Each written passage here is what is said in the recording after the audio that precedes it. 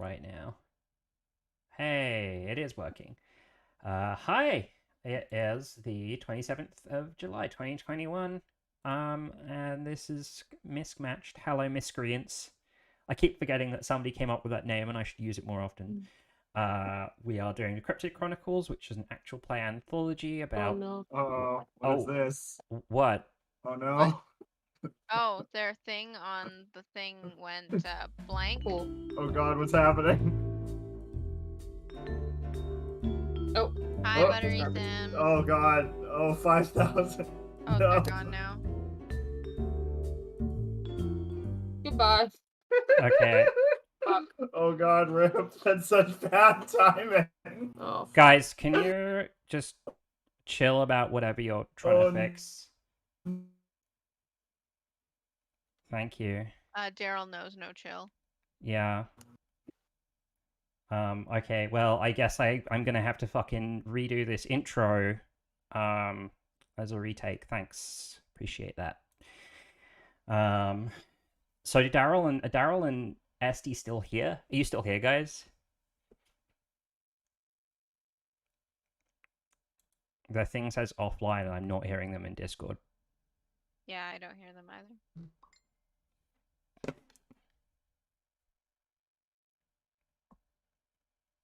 Okay, their Discord crashed.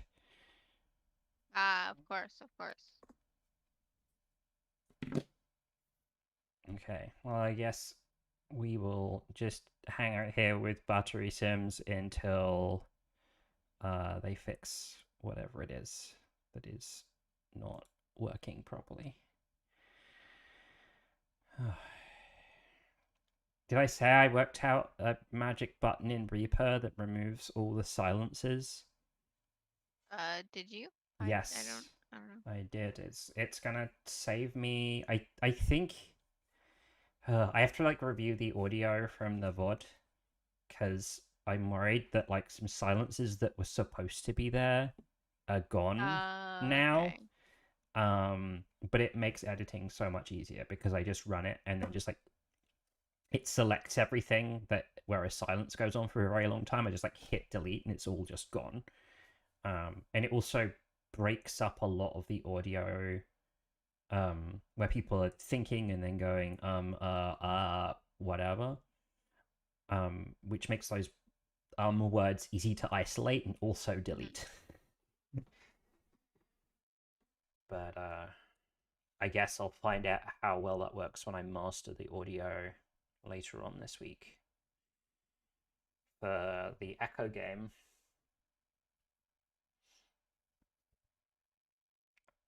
How was your day? How did it go? My day was fine. Okay, that's good. Nothing super eventful happened. I mean, even less eventful things happen in my day. So the thing about working from home is like your life gets even less eventful. Which I guess is a good thing. I think people would be like, hey, I'd be happier to have a life with less events in. Yes, Battery Sims, it's very convenient.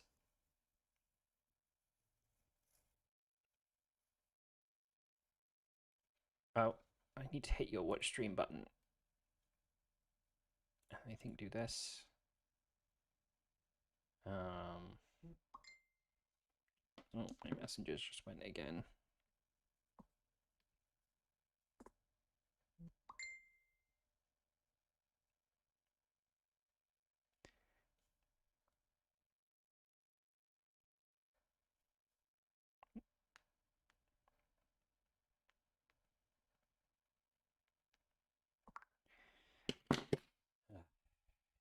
I'm gonna put up the intermission thing. Okay.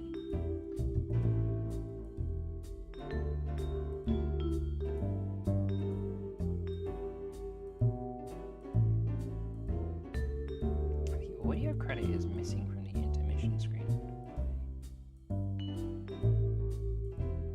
There we go. Just forgot to click the little eye icon.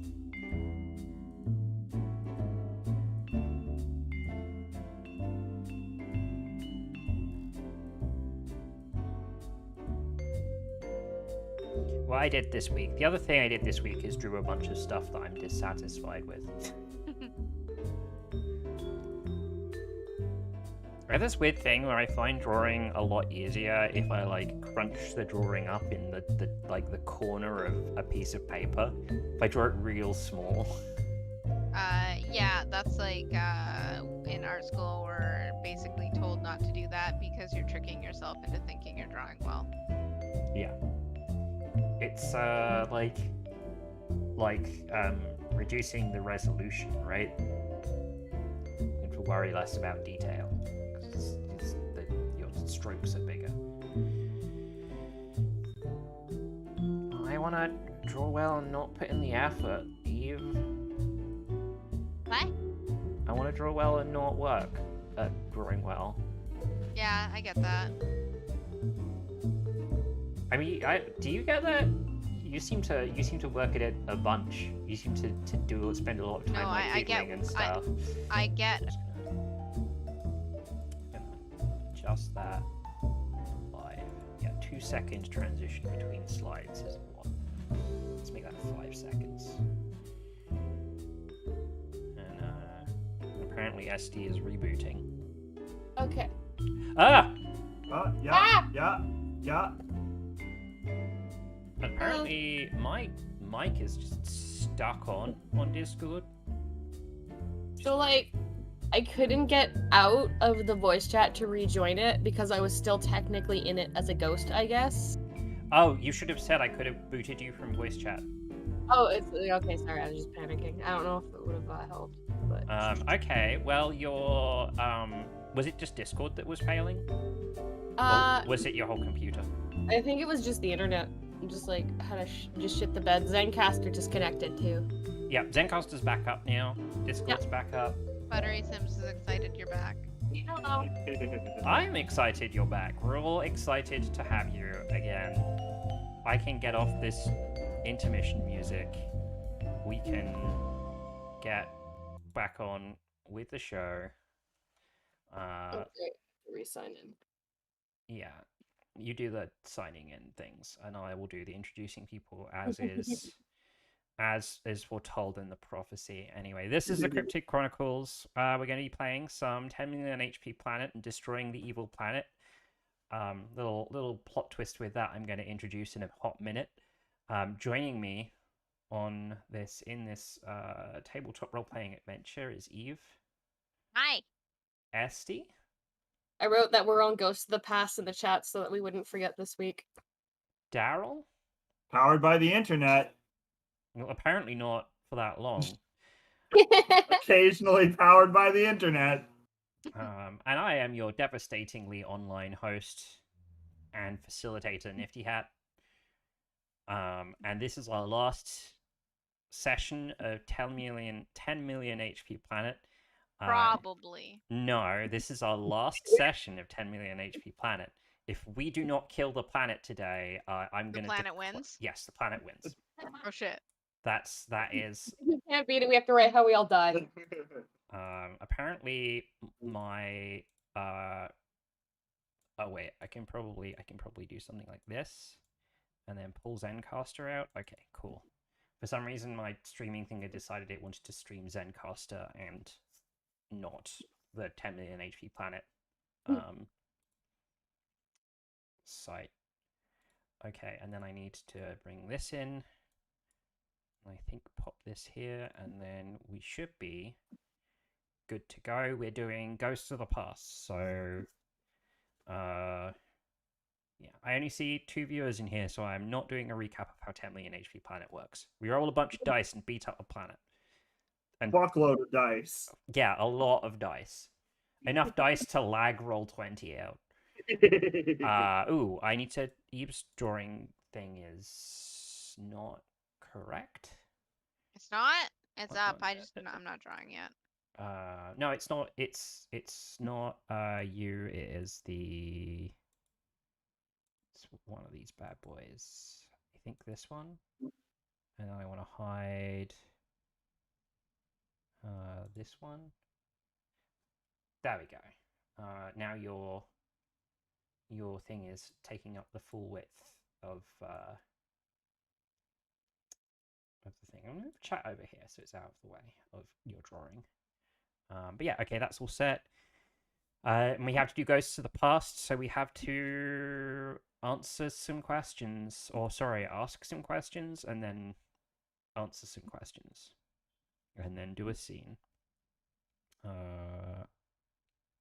The important questions are like, where are we? When are we? Who is here? Why are we here? What happened just before this? What happened right after this? Do we need any recap from last week at all? I don't think so. I know. I remember Tortholonius has a huge plan in the works. We beat up the planet a bunch. The big stupid plan is imminent. Lich King Un died and is now rebirth the first movement. Void talked a lot about. Well, not talked a lot about. We learned about how the quantum thaumaturges love lasers like a lot. Yeah. And tea. Lasers and tea is their bag. And Ile or Lille, as apparently you said first time when we were doing Echo. The first guy that Did I? realized you could use lasers.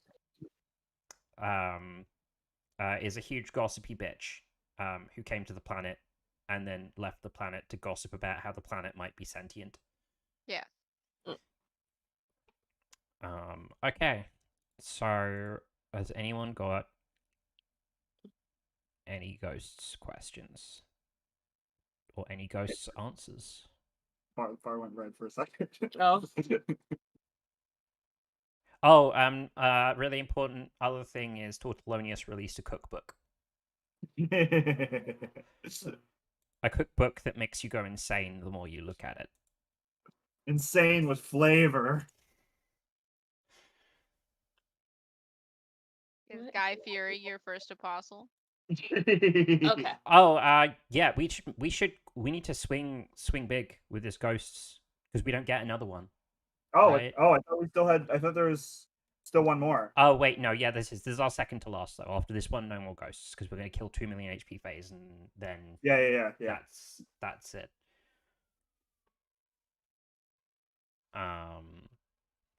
We can't really do like we already did like a rebirth. What was Tortolonius' childhood like? Oh my god. Well, like we know Tortolonius was just like a regular human. Also yeah, spaghetti life. Also, for no apparently important future reasons, I would rather you left Tortolonius's past a blank slate. Thank you. Oh god. We went into Void's past. Like, we could do some like heart song stuff. He was chilling in the planet. Yeah, we could explore what it's like to be a bro of the planet and for things to go wrong. I feel like if I'm doing, I just don't know how I'd narrate it. I could see doing a not a monologue, but it would be like a series of shots about how Heartsong and the planet's relationship developed as like music developed on the planet. Oh yeah. Aww. As like how the people on the planet learned music, but like framed through the Heartsong and the planet learning to care for each other. But I don't know. That sounds very sweet. Well, the thing is, I don't know enough about music to do it justice. Yeah. I think, well, if you guys are on board with that, I'm happy to struggle through it because I think it's interesting. But okay. I'm gonna need a lot of help. I think is where I'm going with this. So just like real quick, because I was just thinking like it'd also be like just talking about like the history of just the human race, like talking about like how because if it's like connected to like the hearts and souls of people, it's almost like to the planet watching Heartsong get like, you know, bigger and stronger the more like people like came to the earth and like learned, like, you know, brought music. This isn't the earth, dear. I keep saying earth, but you know what I mean. Shush. So okay, so like Heart Song is Heart Song like intrinsically linked to the planet? Does like Heart Song exist because of the planet, or did Heart Song exist prior to the planet? I think Hearthstone exists because of the planet, Okay. but it's like I see Hearthstone as this is no, I think this is accurate. Hearthstone's a parasite. Ooh, okay. Ooh. I mean, not biologically a parasite, but like they developed because the planet was providing them the life on the planet was providing them with a way to grow and Right, become okay. strong. But they aren't a parasite in the sense they're not like sapping the life source away from the planet, but also the planet. I guess the It's- planet does get some stuff from them being there, but it's not. They're not doing it because it's mutually beneficial. They're just doing Right, it because they right. want to become a big boy, big strong boy. Mm. I don't know. I think that like Heartsong is not the only entity of this type, but I don't know what the end of their life cycle looks like. Mm, Um, I do feel like a lot of them, just they just live with a planet for their planet's entire life cycle. okay, okay. Um, hmm. So like Heart Song is kind of like directly representative of the artistic state of the planet in a way, sort of. Yeah, it's Yeah, okay. they're both prescriptive and descriptive of the art that like how music and other audio works are on the planet. Hmm. So part of it is them inspiring stuff and then they feed off of the new things that are created. Ooh, can Okay. you imagine the excitement when radio let more people have music? The Um, powerful day for Heart Song. that was a good day for Heartsong. I was thinking because like even like sad things with like mass people like dying, civilizations disappearing and shit, and all their music being lost. I wonder if the radios run off lasers. The radios definitely run off lasers. Laser waves.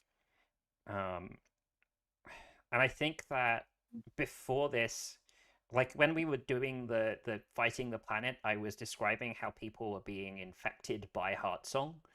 And it was kind of like that. That if you heard a particularly moving piece of music, like the Heartsong could get into you and influence you, Okay. but not in a Death Note like it can make you do a really specific thing way, but in a general like general insidious way of like, oh, my end goal is this and I can gently encourage these two nations to go to war so that I can get what I want.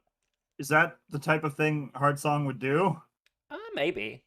Okay, interesting, like interesting. So it's like not just that, like that their vibe is they're very ambivalent to life in general.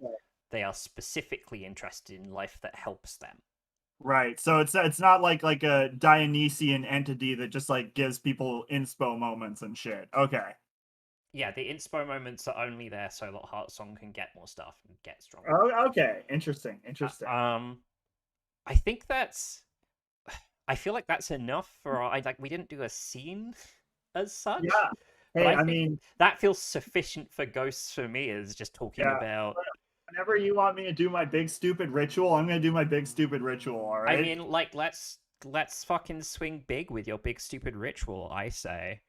All right. Do we want to call that tragedy or hope, or do we not want to worry about it? Um, It matters because it depends. Like it'll change what we. Yeah. I think that if this was framed on screen, it would be framed as hopeful. Like Okay. in the comic or TV adaptation of this, the backstory I just provided would be showing like this life cycle of this creature, of it like getting small and growing strong, Right. and Right. that would be presented in a hopeful but probably kind of spooky. Like, Batman strong and Batman fight crimes, but Batman also kind of scary. I'm into that. Hope means an item, right? Mhm. Yeah. Oh, dearie me.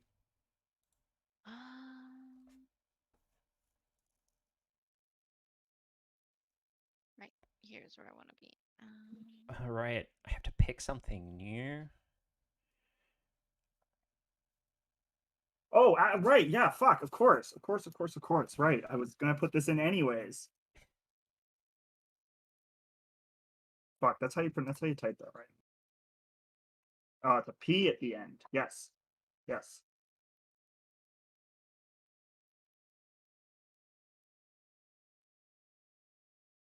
I'm gonna Oh. upgrade Scythe and give him a second memory bank.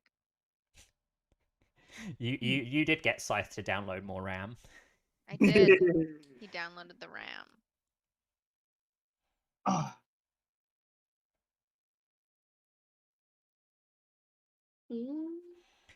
Ah, I'm adding an ally in the form of Bibimbap, the head priest of Tortillonius's cult. He's Guy like, Fury? hmm? Guy Fury? No, Guy Fieri's one of the old ones. It came up very briefly. This is different. Yes. Okay. Guy That- Fieri is too powerful for this setting. He'd come and yeah, destroy us all. basically, if anyone is like a celebrity chef or famous cook, they're pretty much going to be some form of old one in this stupid lore. Okay. Anyways, yeah, so he's like unnaturally tall and huge, like 8 or 9 feet tall, and he's like adorned in like this really snazzy, entirely made of hardened noodle robes, and he's got like like those big like Hardened noodles? yeah, hardened noodle robe, yes. Dente? Yeah, exactly. You know how like Catholic deacons or whatever the fuck have like those big, tall, fancy hats with the cross on it? Yeah. Who are Keep the guys? going. Cardinals. Cardinals. Yeah, I think those are cardinals. Nah, whatever. Anyways, it's like one of those hats. It's like this like a chef's hat with like a big iron mask over the front. Can I make a rope suggestion to make it more creepy? Yes, please. Is that it appears soft until you try and strike it. Oh yeah. Like There we go. it's this gross rippling mass of Yeah. pasta. Undulating pasta robe. Yes. Thanks. I said this and I hate it. Undulating is an important word for the tone we're going for here. I'm gonna add a book to Heart Song, and it's a book of all the great pieces of music. Ooh. That's right. I guess a musical planet. We need to fucking give this planet a name so badly, so SD stops calling it Earth. Okay, It's the only way it's gonna stop. I'm doing it. Fantasy planet name Oh my generator. god, yeah. I'm doing Go it. Let's get this out of the way. Zathfus? No.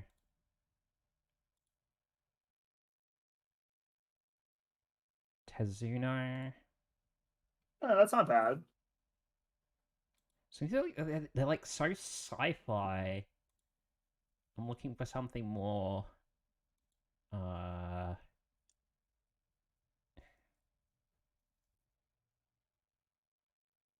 Lord Ravis, Belatov. If anyone can see my, if anyone can see my, Belatov. I like Belatov. Yeah, okay, the planet. that's kind of gritty. Okay, the planet's gonna be called Belatov if nobody else speaks. Yeah, I think we're down to clown with Belatov. I'm not down to clown with any kind of astrological bodies whatsoever. Okay. Also, does that mean I have to change my name to Belatov's Final Heart Song? Because I don't like, I do not like that. I guess that would be more specific. I'm still going to be Planet's Final Heart Song. It's fine. Okay. Cool. But I'm going to write it in here. All right. Yeah.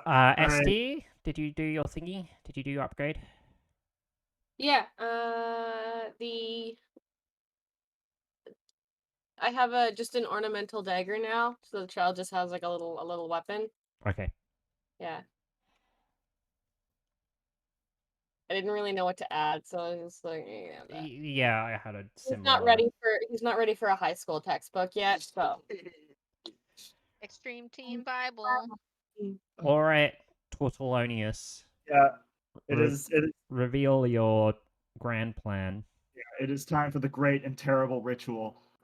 So have we all seen like those TikToks or whatever the fuck they are, where like the guy's trying to cook an egg in a kitchen and then like the big The big monster? yeah, Yeah, the big like, horrible chef Little monster Chef rolls is in. amazing. Yeah, I yeah, yeah. love Little Chef. Yeah. So Tortolonius's closest supplicants, they're basically like that guy, but if they weren't like a guy and they were just like a big monster, like an apron. Do they also have jump boots? Kangaroo shoes? No, they just got way too long fucking legs. Like the suggestion that they were all like different creatures at one point, but now they're like big, terrible chef monsters that scream all the time. And they've all got like different utensils at the end of their arms. Anyways, moving on.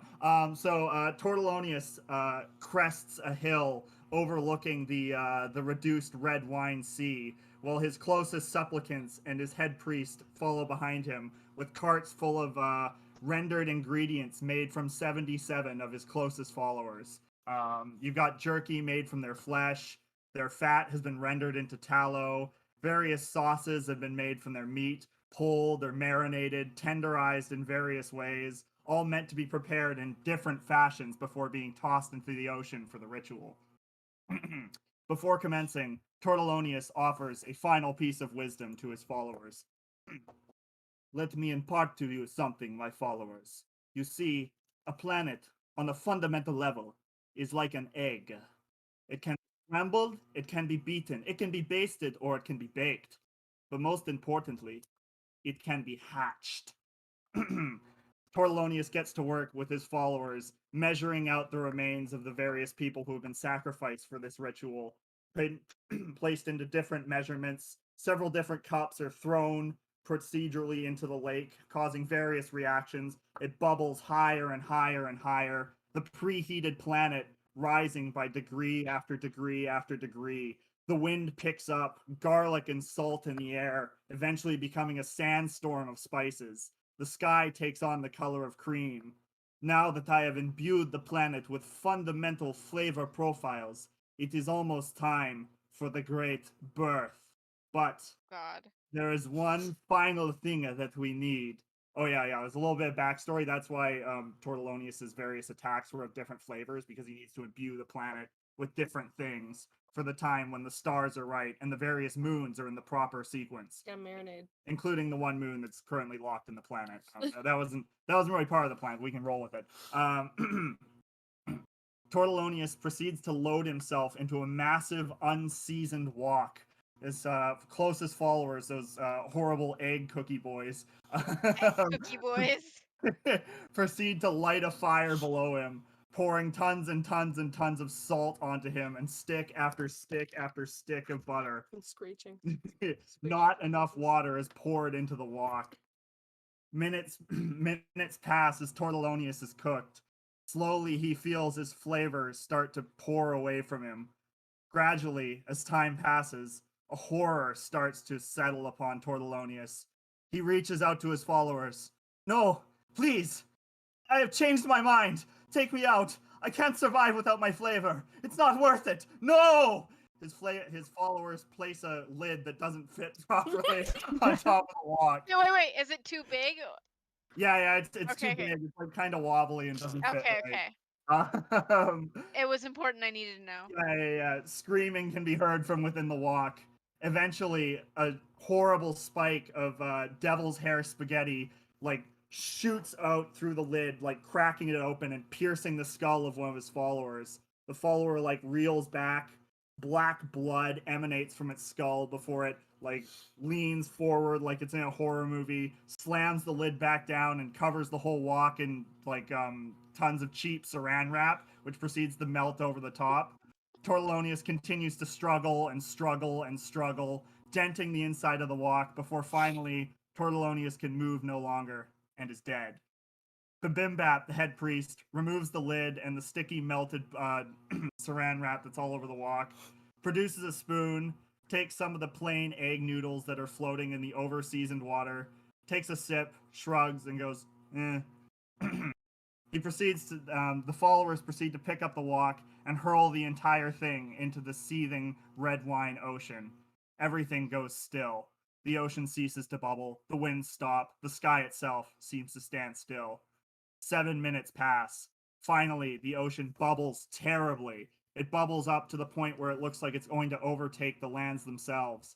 Then it turns into a bright green soup before turning into a stew, before turning into a swirling mass of black noodles, before finally it sets on fire, a writhing black flame. For 7 minutes it burns, until finally the flames settle, and there is a delicious creme brulee, the color of the stars, filling the bowl where the ocean was.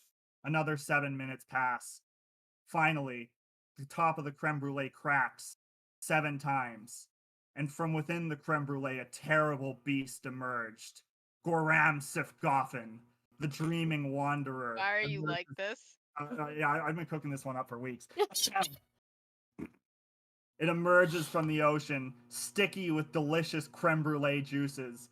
Its face is covered with tons of eyes, fish eyes, bat eyes, human eyes, overcooked meatballs, several flavors of boba that go up its skull and down its back, multiple types of wings, some made of pasta, some bat, some creatures not yet known. Its carapace is hardened noodles, baby back ribs, various other delicious components, multiple legs, spider legs, donkey legs, horse legs, cow legs. Behind it, a massive tail trails along, but it's not a tail. It's a multi-tiered wedding cake. And atop the wedding cake, there are 2 horrible eldritch monsters in dapper suits holding each other's hands. This certainly is fucking bug snacks, yo. The beast rises from the ocean and screams. Stars fall from the heavens and crash into the planet. The ritual is complete. All right, what do we got here? Jesus fucking Christ. Okay. So the planet's gonna win because Daryl decided to take like half our show describing the birth of his monster child. Planet strike from above. I mean, you definitely used tools. Yeah. You definitely used a special move. You died. Yeah, definitely got killed. Yeah, a plan has been revealed. I feel like you invoked your history. Yeah, we could say that. Yeah. Body of. Yeah, I'd say that's in Body of Legend. Yeah. Yeah. There's something picked for reveal a new ability. Were you trying to reveal a new ability? I don't think I revealed a new ability. Like Okay. I'm something else now, but I don't think. Okay, let me remove that because otherwise it's gonna fuck up your dice. Right. Yeah, the massive over-the-top plan has definitely been explained at this point. Okay, you took simple geometry last time. Okay. Yes. It's out of 10 times multiplier. Are you spending points on mooks? Oh yeah. That's all Yeah, his things eggy considered. boys. Yeah. Empower mooks. All right, I think that should be good. Didn't you died and returned to life? Is No, that you, or He is this hasn't returned just? yet. He hasn't Okay. returned yet. I don't know if he'll get the chance to come back, but Tortellonius is not back yet.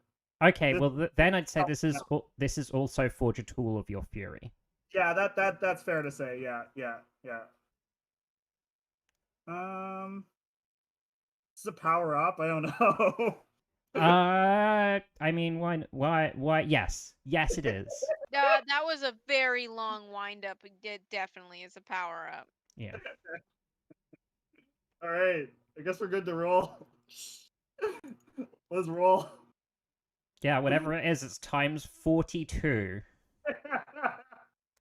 Oh boy! All right, let's slap this shit in here. Okay. Okay, yeah. Not a single 6. That's comical. So I have a suggestion. What? Yeah. Esty has an ability that allows you to pick allows an ally to pick an ability, right? Like a spare ability. You could try exploding your 5s. Oh, do we want to do that? Yeah, sure. Okay. Okay. Hit exploding 5s. Yep. That is 1, 2, 3 3. die, Yeah, 3 dice, yeah. and a 42 times multiplier. 3 5s, 42. Whoop. We got 2 5s and a 6. Should I explode all those too? Yep. Uh, Just keep doing exploding 5s. okay. And Oh, okay. So should I put 3 into exploding 5s? yes. Yeah. Okay. 3 dice, 42. Oh God. Okay. Okay. Explode 2 2 more. more, 6 5s. Fuck. You're welcome. Oh no. Okay, there we There we go. go. All right, what the fuck have I done? You're welcome. Okay, so 300 and 3, 4, 8, 6 plus 840 plus 7, 9, 8 plus 5, 8, 8 plus the mooks are now boosted again, so I think they're 400k from the mooks. Okay, oh, 420! Woo! oh my God. Okay. Minus 4 2 There's 3 zeros. 0 0 1 6. All right. The Oh fuck! Oh no. Okay. Oh, too much mook power. It struck the planet for 4 million damage. Good Fuck. job. Fuck. All right. You're welcome. Oh, the I ritual. told you it The was ritual was perfect. rad. I feel like the ritual went too well. Yeah. Wait. Keep doing your thing. I just 1, 2, 3, 4, 5, 6. The 5 million HP phase does not have 5 million HP. I'm just fixing that. There we go. All right. Wanderer, maybe whatever. That's fine. Last Ghosts of the Past. And like, I want to swing big, but also I'm really curious about Tortolonius saying the planet can be hatched. Oh, I mean, like, this was the planet hatching. The planet, Okay. the planet was used as a medium to hatch to quote unquote hatch the old one. Okay. Hatching isn't exactly an accurate. It's more poetic than accurate as to what's like literally It's happening. more like summoning. Yeah. Yeah. You know, you kind of wake up the old one sort of and bring it somewhere else. It's not fully awake, or else really bad things would happen. It's kind of sleepwalking, you know. Yeah, okay. But basically, you need like the resources of a planet as a medium to make this happen. So then, like, was this Tortolonius's plan all along? Like, they came to this planet knowing it was going to die, and were like, we're going to use the death of this planet to birth this fucking god Yeah, nobody wants. Well, I mean, His acolytes did. yeah, Tortolonius and his fall. Yeah, I mean, you know, a big thing about these types of people is like, you know, they feel compelled to fuck around with the old ones and try to see them and shit, even though it's like always a bad idea. Yeah. I mean, you know, it's made a little muddy because Tortolonius was kind of like a proto old one itself, but even so. No, I was mostly interested in the motivations of like Tortolonius didn't just happen to be here when this happened. Yeah, They are here intentionally with this purpose of like the planet's going to go apeshit, and then I'm going to use it to make it. Yeah. Essentially, you don't always get the opportunity to, you know, use a planet in this capacity without, you know, there being further complications. But if the planet's already like killed most of its people, you know, it's kind of a sick opportunity to hit it with a bunch of flavor shit and then make it call forth an old one. You know what I mean? Your opportunity, anything. Yeah, exactly. Esty, I have a ghost pitch for you. Oh, okay. And the question is, what's happened right after this is me and you are going to try and fucking kill this thing that Tortolonius has summoned. Hey, I mean, this thing will kill the planet. You want the planet dead? This thing's gonna kill the fucking planet. Well, I'm actually thinking the way we will frame this is when we do the attack, it's like attacking the planet and the thing on the planet. Like, Right. I should also specify, like, you know, this thing is like continent sized. Yes, Like it's yeah. huge. I mean, you saw my drawing of the planet that I posted and the cryptid that SD, that Void brought and then SD brought back to life. Yeah, Or sorry, yeah. Un brought back to life. Was like it took up 2/3 of the continent, and Yeah. your dude is assumedly a continent size. Like you can see it from space. Yeah, You wish you couldn't see it from space, but you can. It's basically like tall enough to be like skimming the stars as it moves around. Like stupid big. But yeah, SD, how do you feel about that? Or do we need to do something more about like coordinating a final strike on the planet? No, I'm fine with trying to figure something with it. Because I kind of like that as well, but I also feel like any kind of like, hey, team get together right now does not involve Tortolonius because he has now put himself in specifically very, very bad terms with Heartsong. Hey, we wanted to kill the planet. It's gonna kill the planet. When I said I disliked the planet, I was not like hatch an eldritch beast out of the planet. Well, maybe you should have said something. You know, it's like you can wish your relatives to die, but you don't are like, oh, and I hope somebody desecrates their corpse to summon an eldritch god. Oh, you guys don't? Hell, I don't know why I looked around the room like anybody would fucking see, but there I am. Eve, do you have any thoughts on this? Not really. I'm just doodling right now. Okay.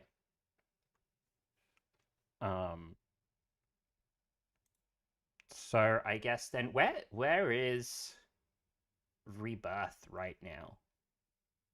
I feel like the last time we saw them was when Une died, right? Yeah, and like then he had attacked. He fucking bailed back to the asteroid when Tortolonius started doing his shit because he did not want to be a part of it, and he stayed like up near the top, especially when they started like boiling the oceans. I like Yeah. this is more evil than necromancy. So then what if we all just bailed back to the asteroid? Like Sure. we retreated when Yeah. all this, because like the entire planet, all the oceans of the planet were on fire for 7 minutes. I do want to say too, I feel like in any situation, if like a bunch of like flying long monster like spaghetti monsters came like as it's like, you know, like making a pot and like boiling somebody we were fighting with alive, I would have bailed. I mean that, yeah, sure. I feel that. I feel that. So I just thought of another thing that I wanted to ask Daryl, which is, have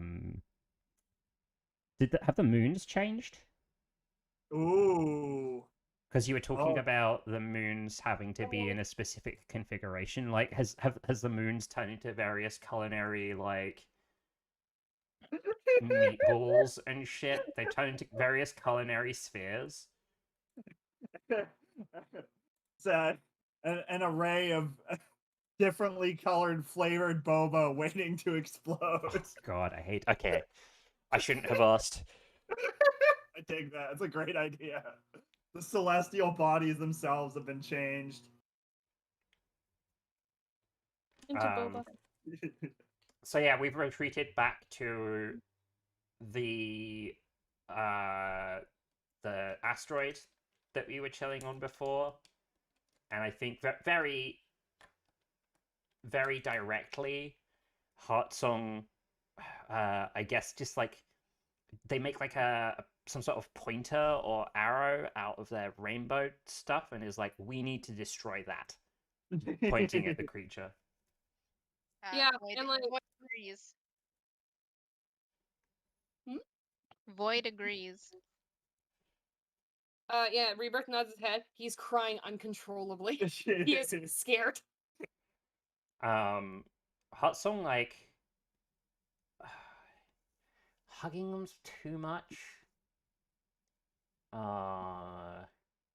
I don't want to do something as cutesy last time and making a little music thing. Maybe like puts a hand on their shoulder. So I was thinking like something that was kind of cute with like Rebirth and the poisoning. I want to imagine that like just the contact of like just starts like resonating, so the kid just starts like calming down, like glowing slightly, as if reacting to it.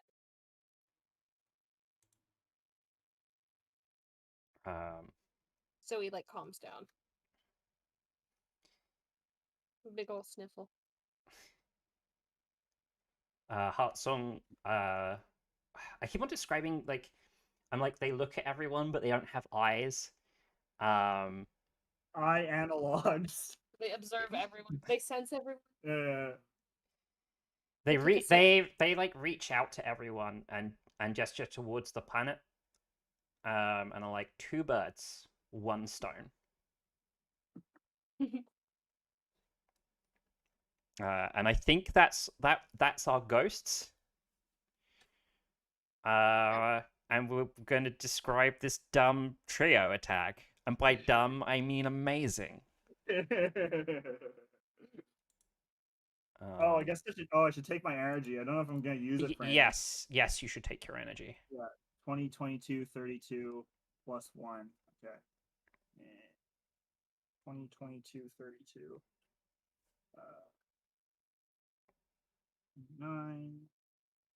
32 is 84. And what was that last one? Brain. 32. 69. Yeah. Hey, up top.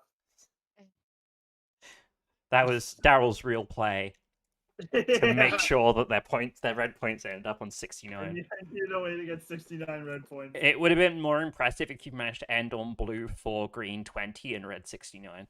Yeah, that would have been awesome. All right. Should I'll lead this attack, I guess? Yeah. Okay. Yes, I do have enough energy for the thing I want to do. I'm gonna tick verbally insult the 10 million H planet because I thought my one-liner was cool enough for that.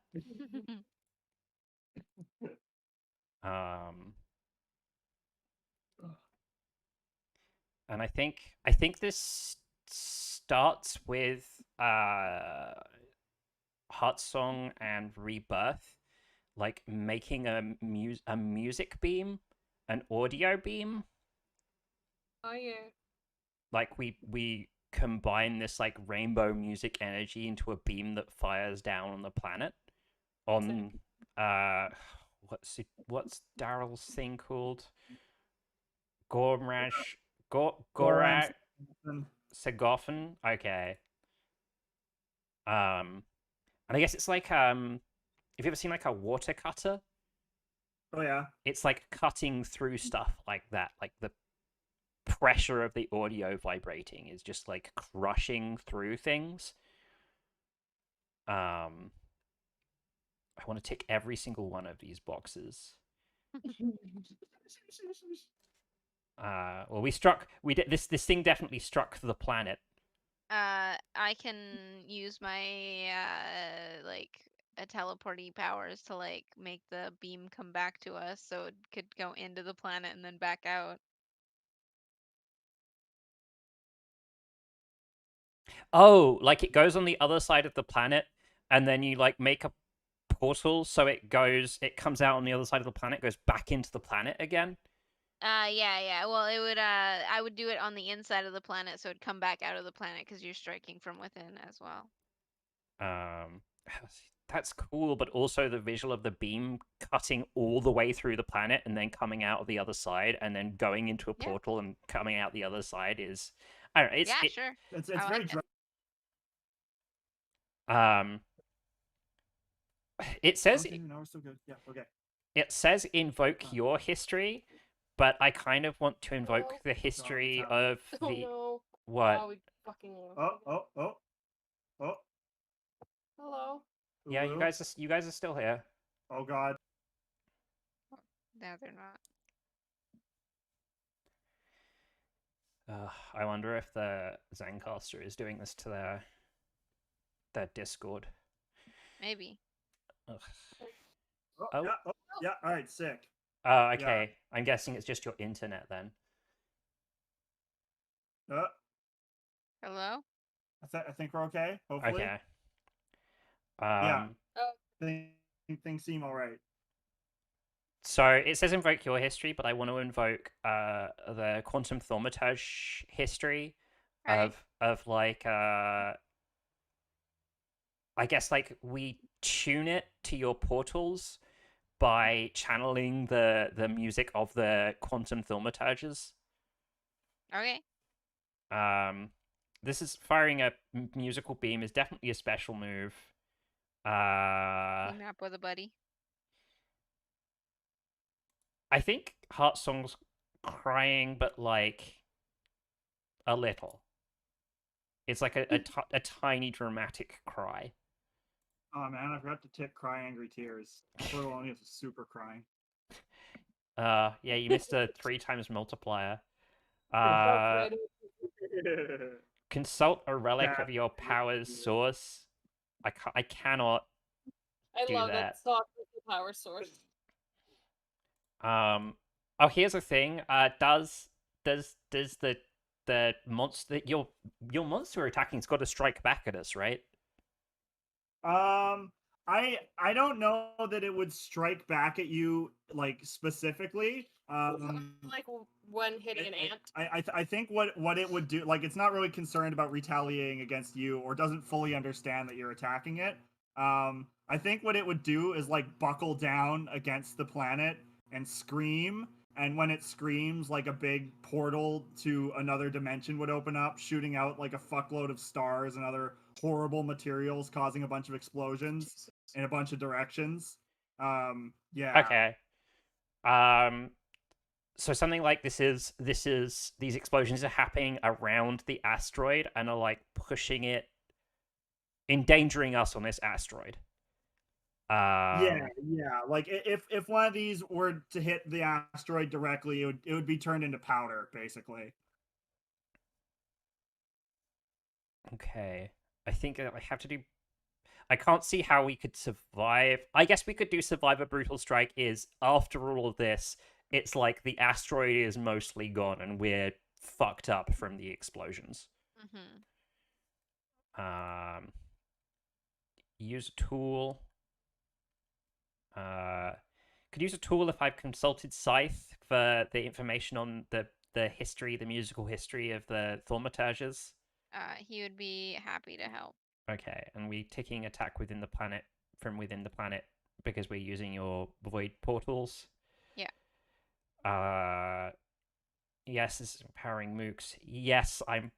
If firing a beam together is not a form of powering up.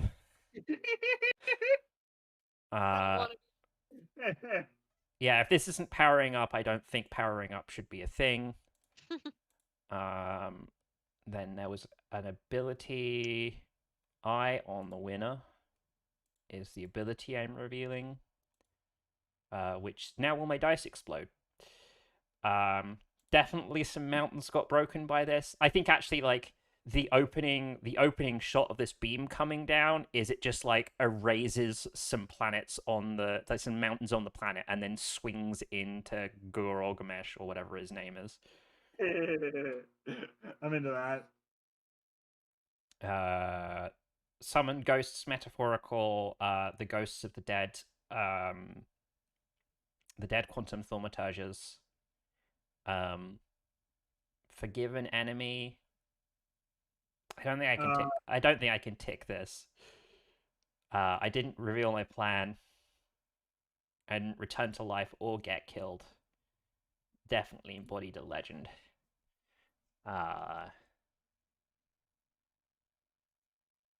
I can think of a way I can tick get killed here, but three of us dying feels like a lot.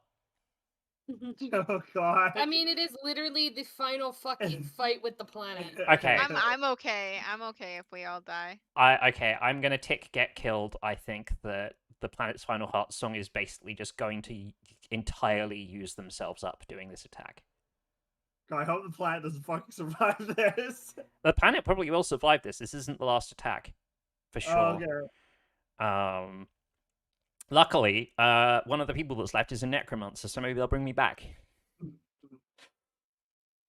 And I don't think I can justify. Actually, I am going to tick reveal your plan because my plan was 2 birds, 1 stone. We're firing a giant beam through the whole planet to hit the thing and the planet. I'm into it. I don't know why you guys don't like my Eldritch Monster. I love your Eldritch Monster. It tastes really fucking good. I don't know why you're trying We to wouldn't know. Heartsong doesn't love your Eldritch Monster because when Heartsong was like, "Hey, can you feel the rhythm of the music?" Tortellonius was like, "I feel no need for music." If you hadn't done that, we could have been besties. But you chose the path of suffering, my friend. You woke up and chose violence. I am not going to take act evil, but in a good way. This is definitely as much of a selfless act as Heartsong is capable of, which is actually pretty fucking selfless, given that they are killing this creature. All right. Oh, I'm sacrificing something. Me. I am the thing that I am sacrificing. Eve, do you have the upgraded ally? No, you just have the regular. Yeah, regular only one. regular ally. Done. I thought about upgrading him, but then I didn't. Okay, no, that's fine.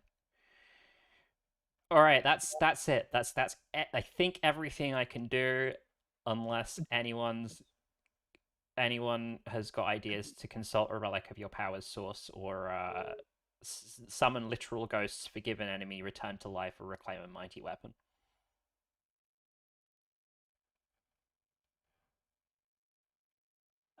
No, I think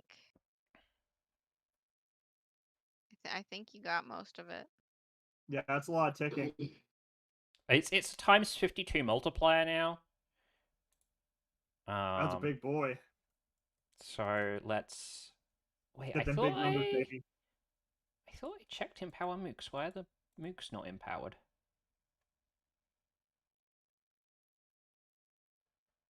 What? Okay, 1 second. I just gotta check what is going on with this. Oh, right.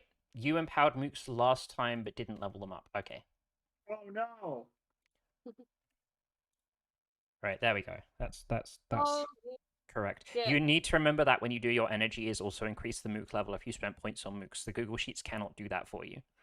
Oh, okay. I don't think do it I've on your successfully behalf. powered up mooks at all yet then. Oops. Oh, whatever.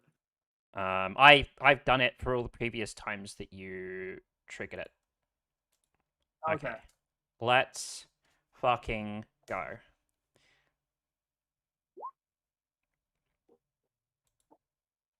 Okay.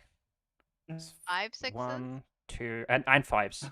Oh, and 5s. Okay. That's so 7. That's the thing I just bought was so that I can reroll all my okay. 5s and all my 6s. Oh baby. Okay, 7 reroll right now. 3 reroll.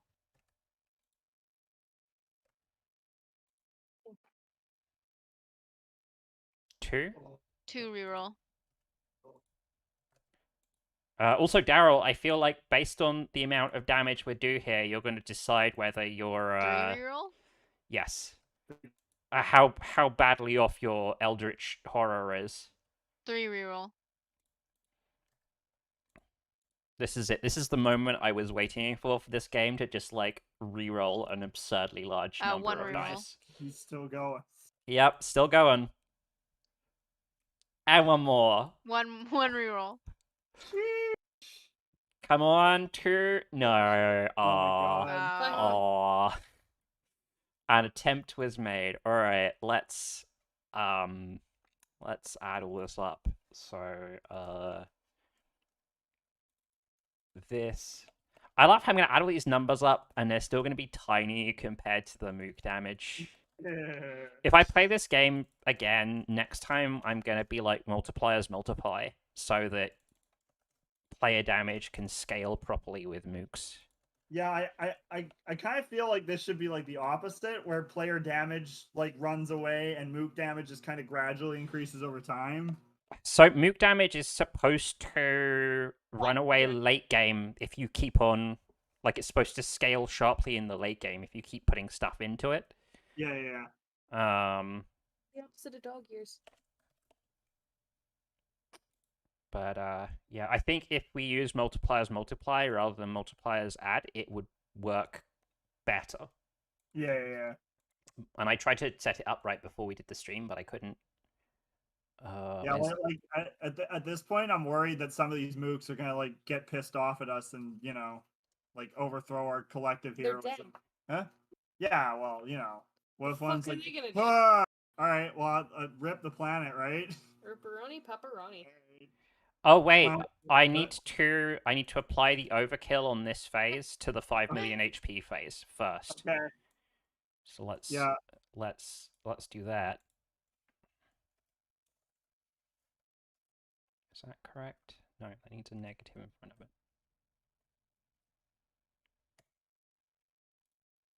And then the damage that was just done, which I think is 8 million damage. So I think we got this. Yeah, the planet's. Yeah, I think planet dead. Planet dead. The planet. If this was D&D, the planet would be dead for good because if you take somebody to more than their maximum hit points in negative damage, they instantly die. Oh, Like, no death saving throws. right. I think it might actually be just half of your maximum hit points in negative hit points. You instantly die. It's how my last D&D character died. Oh shit. Well, the planet's super dead, Yeah. but is Gilgamesh? Why do I keep saying it like it's Gilgamesh? I know it's supposed to be a Gordon Ramsay thing, right? Yeah. Goram Sagoffen. Yeah. How I make out from this? So, how does the beast react to having been sound lasered really hard? Yeah. I'm gonna say after this planet is maybe pretty Swiss cheesy. Like Yeah, we just kept on firing this beams through it until the planet's like riddled with holes that go all the way through it. Yeah, I was expecting the planet to like blow up like a Pinto. You know what I mean? I mean, if that is what happens, that's what happens. Yeah, I'm into that. That the planet inexplicably just detonates below Goram Sifgoffen. I don't want it to inexplicably detonate. Okay. That, like, we have described this planet like a sentient creature. Yeah. So the end of its life should represent some sort of end of a sentient life cycle. Okay. Can you imagine that, like, it also was like, I'm not going down with this big fucking stupid thing on me, and just, like, erupts every volcano. Just to get rid of Gordon Ramsay, the homunculus monster. Homunculus Ramsay. Gordon Homunculus. I'm wondering if, like, the planet, like, changes shape to throw the thing off of it. To throw the creature off of it. Oh, yeah. And that, like, expends the last of its energy. So it's Ooh. like what shape does a planet? I was gonna be like an arm, but then like what's the arm anchored to? It could just like unravel, just looking like a broken ass like creature because it's covered in Yeah. cheese. So Big old world lizard. Yeah, maybe like maybe the planet like forcefully.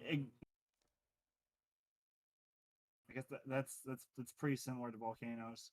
Hmm.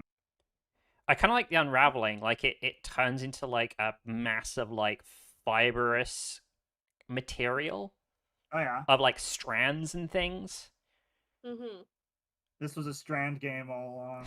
The planet was also spaghetti. So That would be a twist.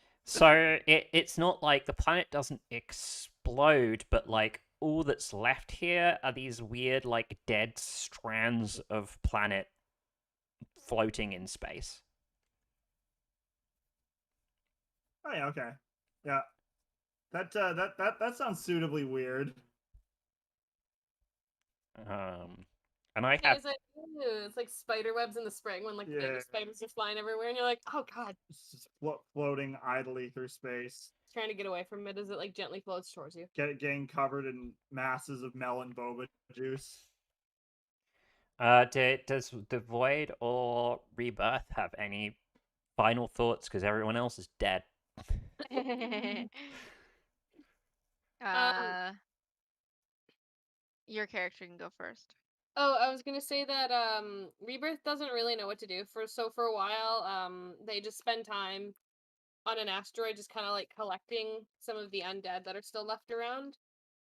Because of the weird mutation when he fused with Unai, he's able to like give them like their sentience back, and so he starts like trying to convince them to hold a celebration like later, and he uses that to resurrect Heart Song. So he's using like the music of the people to like bring them back. That's cute. Yeah. Does Uh it work?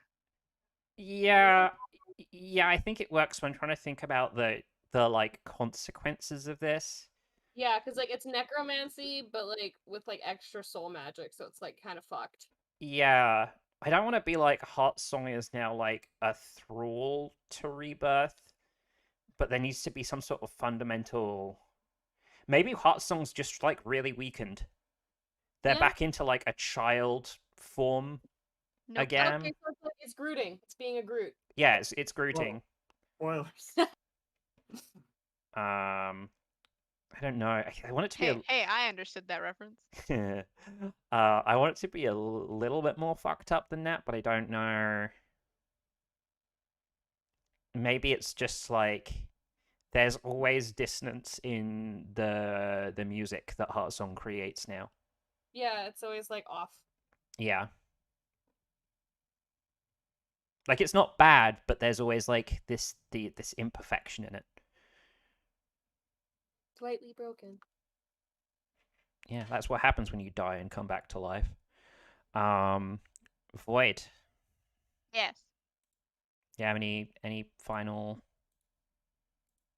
Um, things? You're the last of the race of people who are on this planet. I think she'd just leave. She has no more business here. There's are there other quantum thaumaturges on other planets? I think so. I Okay. think that they were a space-fearing people.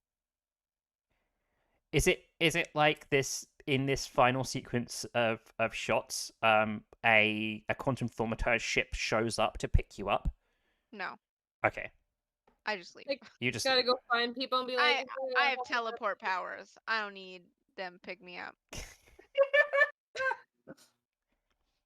I don't. I just like I'm like on screen. How is it obvious to people that you're just going to go find other thaumaturges because this is spooky, right? This is I don't think I don't think oh, Void's gonna go find other that's not what you're thaumaturges. doing. Ooh. Okay. Are you like the thaumaturge exile now or something? No, I Oh. just I think that she doesn't like what she like what that her people did that, and that her people are probably doing it on other planets, but I just don't think she wants to really be involved with it. Okay. She's This like was a lot of she's work. like This was There's a lot of work to redeem myself on this one planet. I don't have the energy to do it for all my people. We're not a homogenous group. Yeah, I get it. It's Avoid's off to start her own Guardians of the Galaxy. Yeah. Or whatever. Like, let's be honest, she's actually like Nebula or Gamora in Guardians of the Galaxy. Or, no, she's Drax, right? She's Drax in Guardians of the Galaxy. No, Drax wants revenge. I was mean, she is thinking, a little autistic. I meant in the sense that they're both autistic. Yeah, yeah. She's gonna go off and be Violet Evergarden in space. Yeah, she's gonna learn how to understand feelings by typing letters. I mean, you can teleport. You'd be excellent for sending letters. Yeah. The best, in fact, you casually destroy the postal service. Yeah. All right. Let me just check the rules. Very good postal service in the winds. Man, I bet there's a good postal service role-playing game out there somewhere. For sure. Let me check the rulebook, but I'm pretty sure that we are done with this game. Boop. Take that, planet. Didn't beat us. Yeah.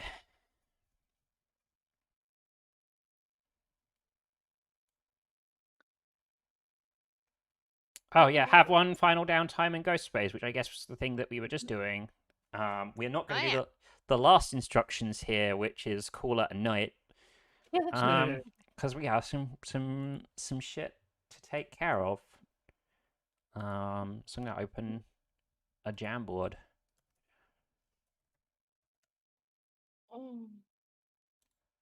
Every time I open Jamboard, Eve, I see our Team Crab GMTK jam thing. The other crabs ditched us. I want to get Tommy and Evan back to work on a thing together. It was real good. They ditched us. They hate us. We have James now. We don't need those losers.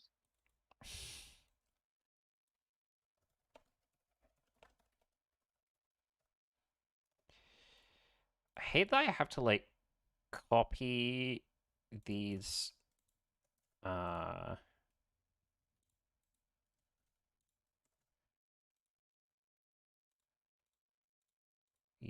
columns from one to the other. I apologize I didn't prep this before, but I don't apologize very much because this last week... Just a little apologize. Yeah, a little apologize. This last week I've been treating as like my break week. You're not allowed to have breaks. Well, you know, I didn't really because I started editing audio for the next pod.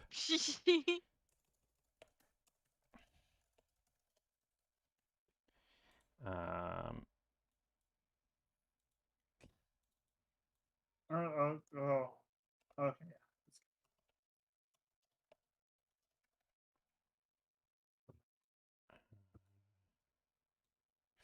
Eldritch bullshit.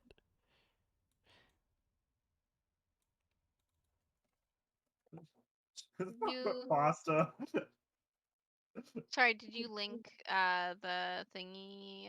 I didn't. I guess Esty and Daryl just You don't like the pasta? Yeah. Oh, I always leave all the links open, so.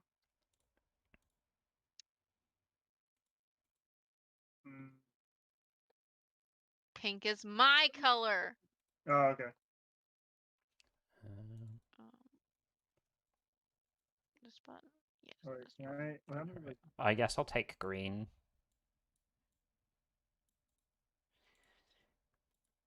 Yeah, yeah. That would be a tricky one. What would be a tricky one? Peloton?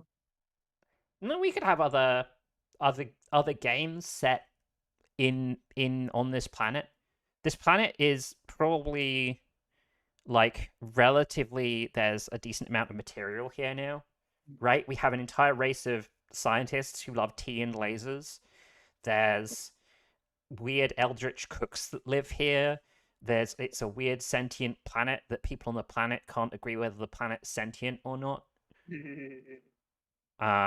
there's got to be some sort of like history of cryptid space exploration there. There's like Oh, material. Um, more tea and lasers.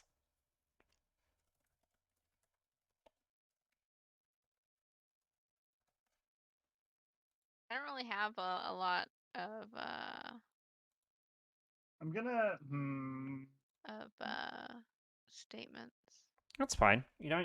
Just because like there's columns here, don't feel like you have to put something in every single column. Like try, and if you can't, don't worry.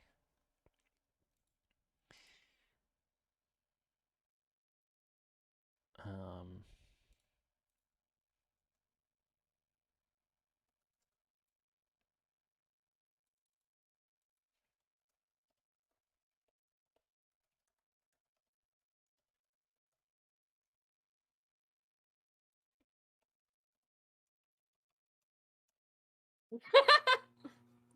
hey, I just wanted them to all match. I didn't know you could do that. Oh yeah, you can just duplicate and delete.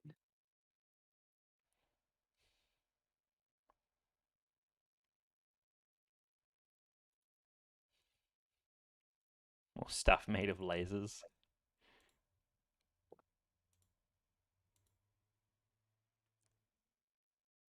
I was ironically just thinking, like, in we're just like sitting here in our like various rooms as we're like pretending that like a cool thing's happening. It's just like, oh, mundane world. You just picture somebody just like having their boring job where at the same time simultaneously there's a big like planets killing like fight going on.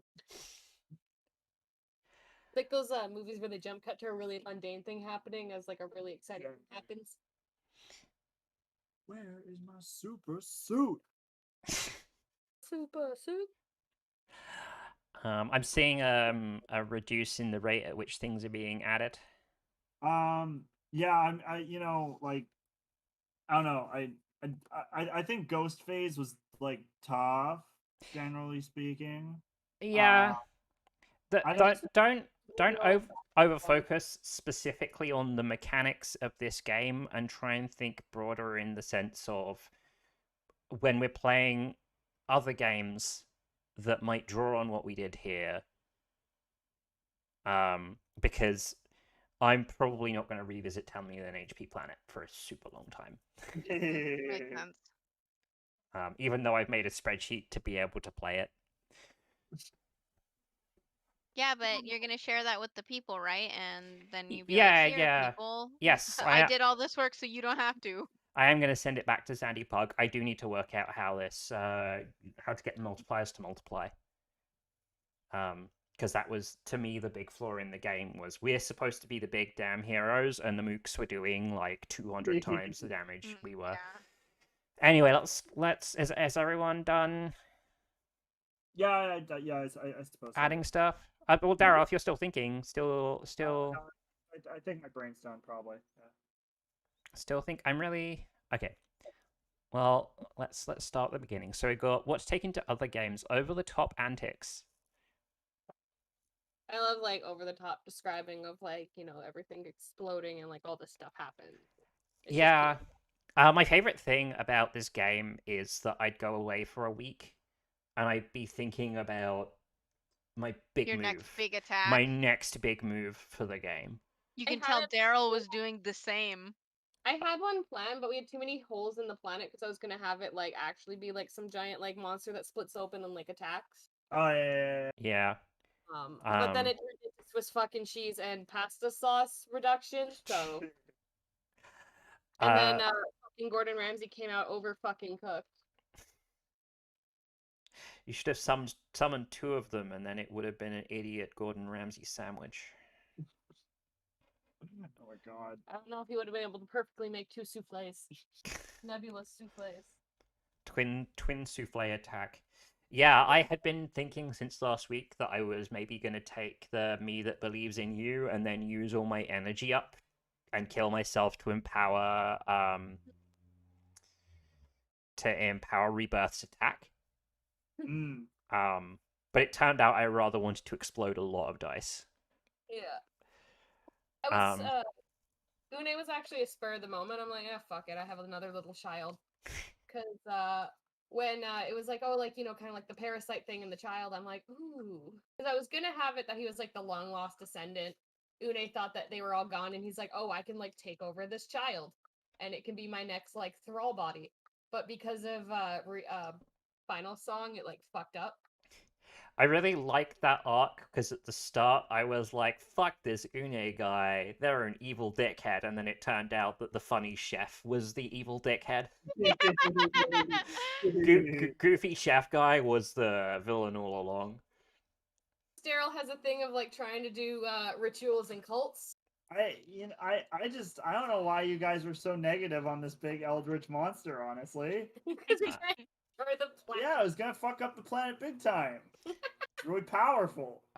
So yeah, over the top antics is like the big bombastic mental illness in ways that I don't super like portraying. Yeah, I mean that's it's if you stick specifically to Lovecraft, like if I wanted to do what I did in like a direct Lovecraft style, like the way it would have went is like the beast emerges from the ocean. It was too big and scary to describe. It would have drove you mad to even describe it. Because that's the Lovecraft style, right? But you can do other stuff with that without having crazy Arabs or people going evil and mad and blah blah. There's other ways. Yeah. That's the main thing I'm driving at is not to have people that are evil because they're insane, right? Yeah. Or this intrinsic link between insanity and evilness. Kind of really allegory regarding ants with madness. Oh yeah. Imagine like an ant. Madness for ants. Well, like imagine like an ant that suddenly sees life as a human, like it understands everything humans do. It like sees its life as a human, and then suddenly it's an ant again. And how does it live with the knowledge of like something much greater than it is? Yeah. I mean that's basically that's Pretty sure that was just ants. So I mean that's like the cornerstone of the Eldritch thing, right? Is that people come to an awareness of creatures that are just like too powerful. I mean, like often the way it goes is that they are quote unquote normal people, or they are led into something otherworldly by an external source, and then the contact with that thing drives them to a madness that usually kills them or ends their life of normalcy in some capacity. Like The Color of Space. Exactly. Yeah. Well, The Color of Space is a Lovecraft story, right? Or well, an Eldritch. Yeah, I think that is a Lovecraft. Yeah, it is a Lovecraft story. Yeah. It's like the guy Guys, goes. it's a Nick Cage story. That would drive anyone. Is that the to whole insanity. title? Is that the whole title of the movie, The Color Out of Space, a Nicolas Cage story? Yes. Is Nicolas Cage in a Color Out of Space film? Yeah. Yeah. It's on Netflix. God, I've never It's on heard. Netflix. Go for it. It's not super recent, but like it's a good time. I had no idea. You will spend some time frothing at characters for being very stupid. Right. Yeah. But it's a good time. Turns out The Color Out of Space is just very purple. If you like Nicolas Cage being Nicolas Cage, I think I'm generally into that. Yeah. Then you'll have a good time. But yeah, TLDR and Eldritch bullshit. I'm on board. Don't want to dig too much into like the nasty ass bits of Lovecraft. One, because they're nasty, and two, because one of our agenda items is to like show the impacts of how the magical meet the mundane. And if the impacts of when the magical meet mundane is mundane people go insane or die, like that's the only impact, it's not very interesting, right? In this case, the magical makes you very, very hungry. I mean, like, the idea of somebody coming into contact with this thing and cooking but never eating, like, they die because they just feel a constant compulsion to cook things but never eat any of the things they cook is, like, weird and creepy, and cool without being, like, racist or, or ableist or any other bullshit. Mortian lasers. Yeah, I'm down. Yeah. I mean, I'd love to explore the thermatogids. Yeah, I'd love to detail the culture more. You still need to. If we don't have a name for them, we need a name for that. The person who invented the first laser. The Oh, first. I had a name, but I forgot what it was. Okay. When it comes back to you, put it in Yeah. chat. Hey, don't delete stuff. I saw you remove that. I think it's a valid point. More stuff made of lasers, yes. It's easy. It's easy since like they are spacefaring. They can have lasers everywhere. So I feel like these three things are all grouped together, right? Although like It's like an add-on to this, why I had it small, like just like a little sub thing. I'm really interested in the tea drinking thing potentially being even bigger than the quantum thaumaturges. Go on. Think of like it's like the Illuminati or the Freemasons, but they all drink tea together. Like secret society of tea drinkers. You know that scene in John Wick where he's like talking about buying guns, but they're using tailoring as code? Yeah. Yes. It's like, but like they use T as their code words for lasers. It's very British of you to be particularly into that idea. My goodness. I mean, I guess I find the ritual around tea very interesting, and Yeah, like the it has big colonialist vibes. So it's really great if I want to broadly brushstroke a group of people as these are a bunch of like self-serving colonialists who want to steal other people's good shit and then take credit for it. Which makes it even more interesting when there's like, you know, the not evil colonialist tea drinkers who are like, hey, can we just chill and drink tea and have a good time? What's leaving this game? Pasta, yes. Oh man, come on.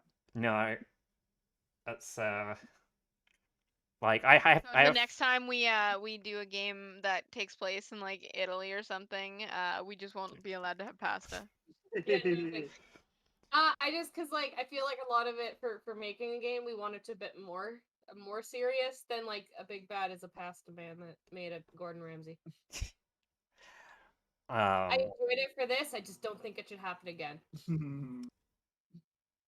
the I mean, we will have to revisit the giant pasta monster flying through space right now, right? I mean, like the thing, it's simply gone back to sleep. So as long as it isn't woken up elsewhere, then you don't have to deal with it. Okay. It's like a comment. You're just like, oh look, and you can see the Gordon is Ramsay or whatever the fuck flying through the sky. Yeah, well, I mean, like it's not dead, right? Like you don't kill something like this with just like a bunch of force.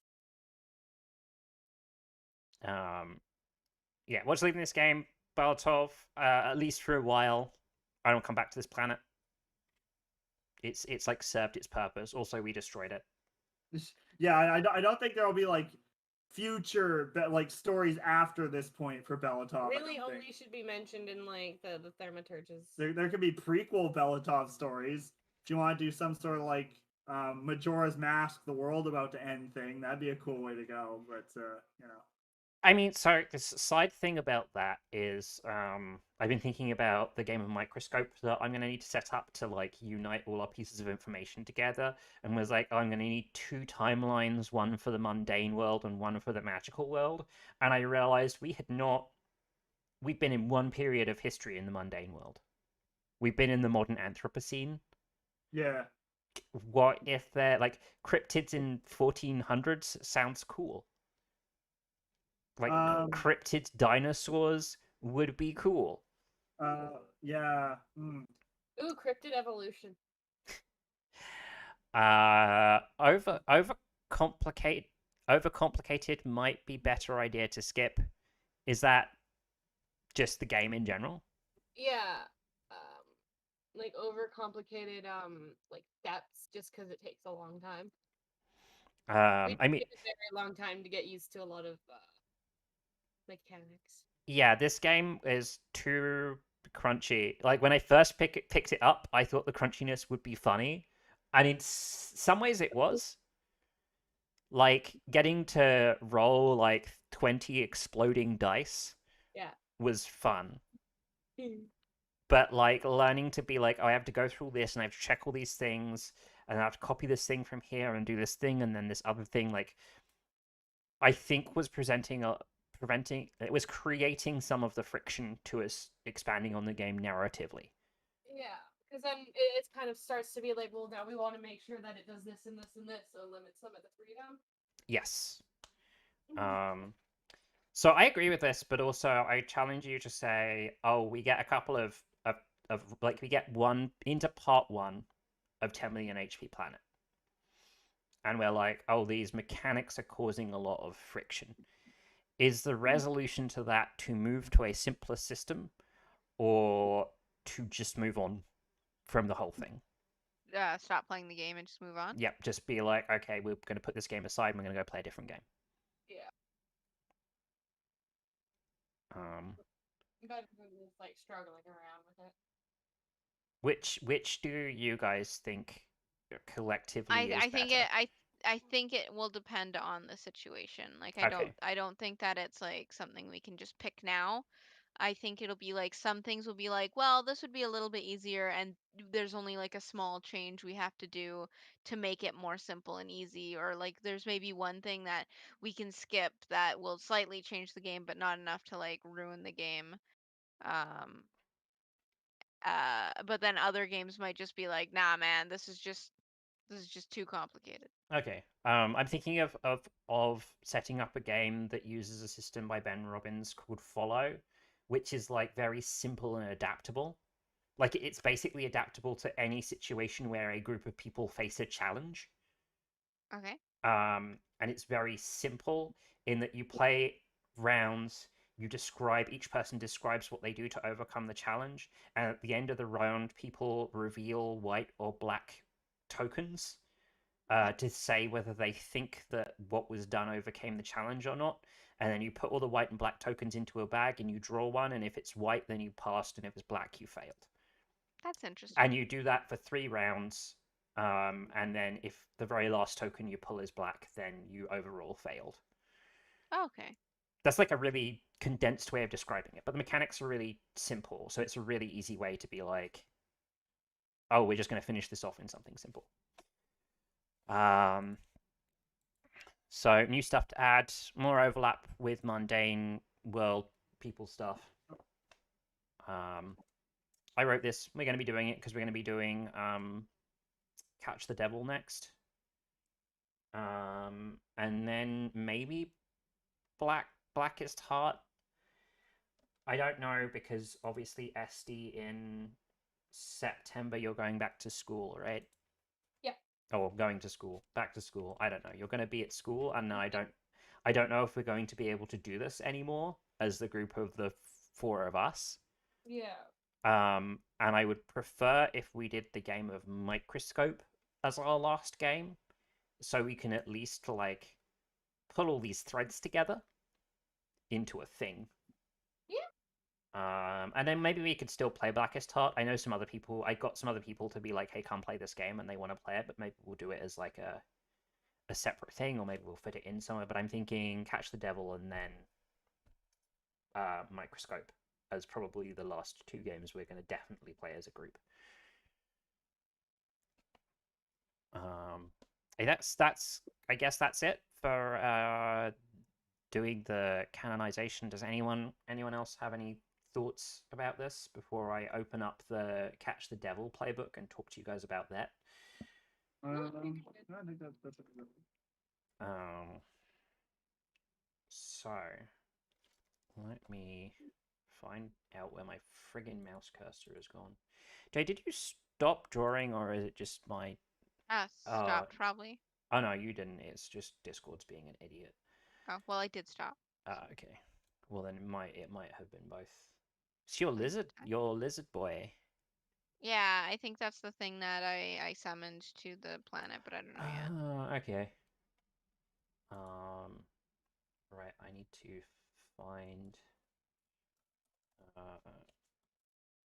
so what I'm gonna do with Catch the Devil is just walk you guys through the broad strokes. I'm not going to tell you anything about my planning, my GM planning for this. I might allude to it a little bit to make sure that I'm not doing anything that is too far out of anyone's wheelhouse or anyone's comfort zone, but no specific details. And I'm gonna go through you guys with like the basics of how to play and character creation. We aren't going to make characters today. Okay. But if you guys want to start filling out character stuff for next week, then that would be great. I kind of want to get the establishing thing of like, how do our PCs fit together? Like, are they co-workers? Are they family? Are they whatever? Do they live in the same building together? Like, what brings them together? Because it's going to make my GM planning infinitely easier. So, Catch the Devil is a horror game, a game of suspense in the late Anthropocene by Sage Latour, who is one of the creators of Dungeon World. It is a powered by the Apocalypse game, where the player characters play people who live in the modern world, like very real people. Okay. Thrown into situations No beyond their control. pastamancers. No, you guys don't get any pastamancers. But don't. I am taking the horror aspect of this to heart. I've spent a long time thinking about it, and I want to be very dedicated to the one of the tenets that we came up with when we were doing this is that like we want horror to be a real thing. Yes. And like aspects of this should always be aspects of the magical world should always be scary to mundane people.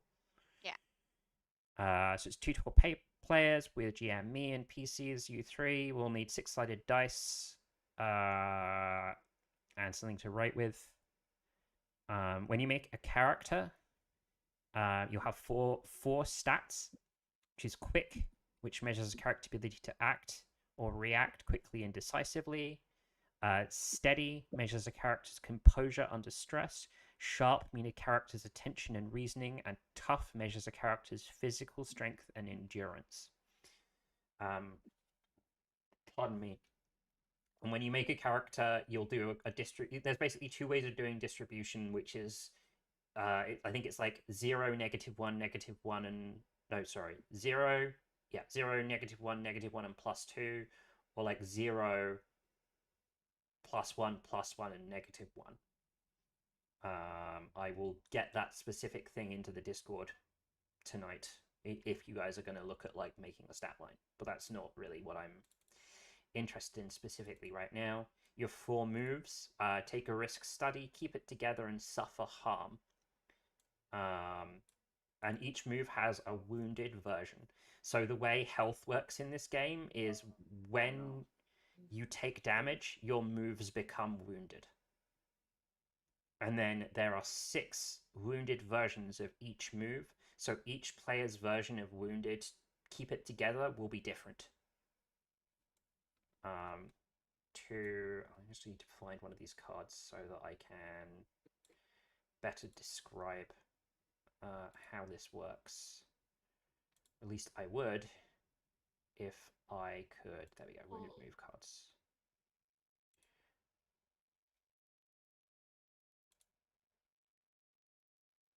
I could do this. Okay.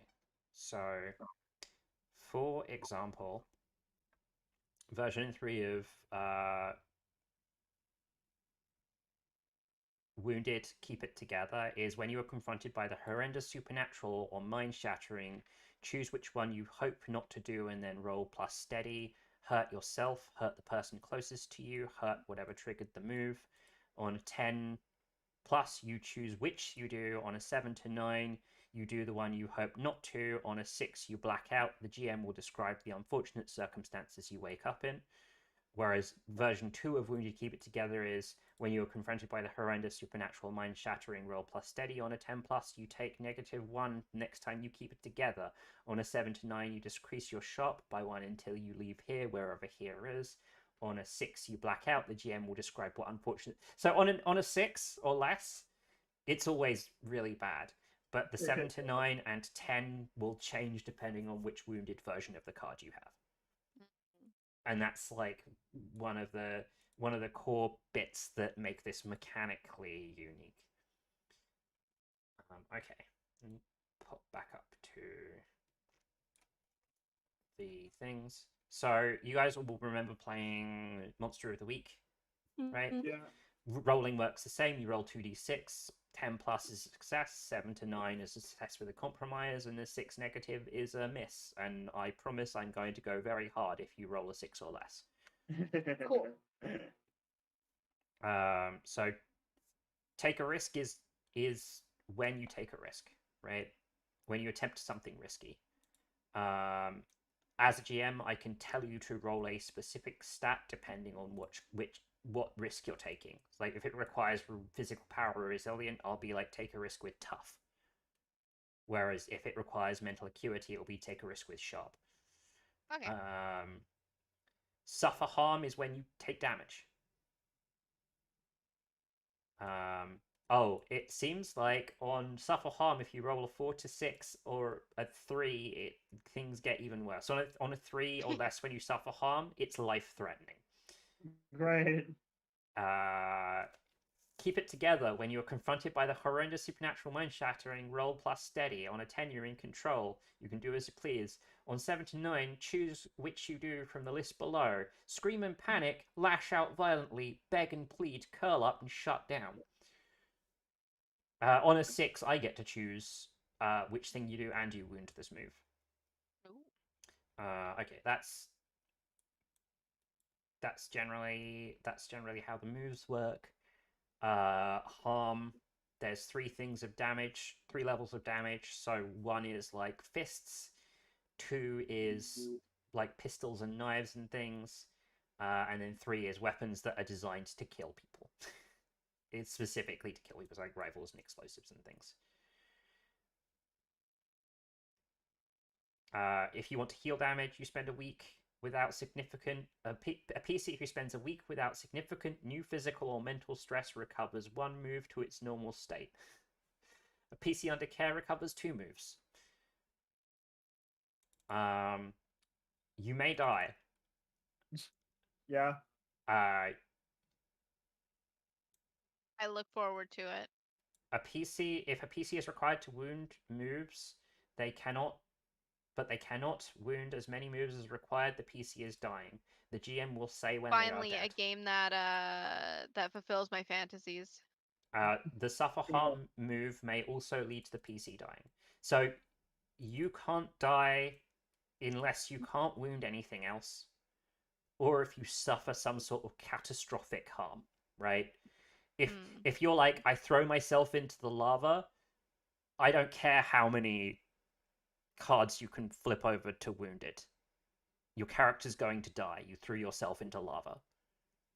I will say at that point your character will die if you do this. I'm not like, surprise, you're dead. That's not how surprise DMing works, and nobody likes it. But if I say if you do this you'll die, it means if you do this your character's going to die. I'm not, being facetious. There's a thing about NPCs suffering damage. I'm not going to get into it. So, character creation.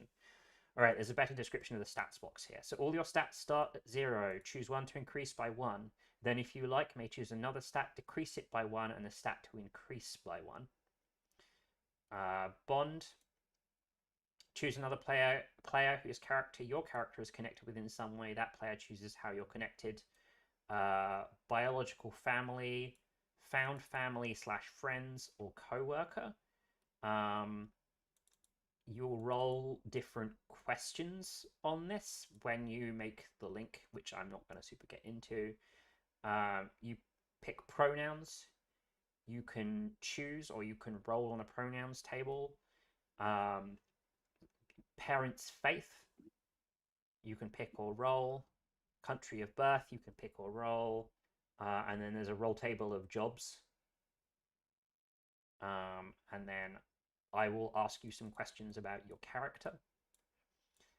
Playing a PC. When playing a PC, your job is to bring to life a real grounded person facing an ungrounded situation. You do not have to be an investigator of the weird or a problem solver. You are a person who has been thrown into a situation that doesn't seem like it should be possible, and what you do is up to you. Since the danger is imminent, and any way you address it, running away, saving yourself, saving others, and getting to the bottom of it, will lead you in unexpected directions. Your goal is to play to find out what happens to your character. Be open to what that might be. You may set out to be a hero and find yourself broken or useless. You may find that your selfish actions lead to noble ends. I feel like I'm missing a thing from character creation. Maybe it's in the bonds section. So does anyone have any initial thoughts about what sort of characters they'd be interested in making for this sort of horror? I don't know, because I do kind of want to take a better look at the options. Hang on, I will, instead of just talking at you, I will put this book. Yeah, I'm not a in. very good auditory learner. It's also just not very helpful, like exposition dumping this all over voice chat. I should have done. Sorry, I should have put this PDF in the thing first. Please don't read any of the GM sections. Thank you. I won't. Don't worry. Too late, I've read them all. Everything up to page 17. Up to page 17? Yes. Okay, so don't read up to page 17 or only read up to page? Don't read beyond page 17. Oh, okay. If you want to stay in the player area of the book. Like, you can read the GM section, I just feel like you're going to spoil part of the game for yourself if you do that. Yeah, I will. I don't know, actually. I want to hear more of your guys' thoughts about creating characters for this before I start to dig into GM stuff.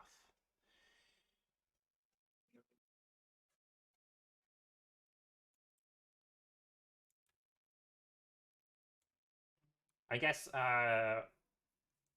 broadly, Okay. like, do we want to be like, this is set somewhere in North America, so it's somewhere everyone's familiar with? That would certainly be easier.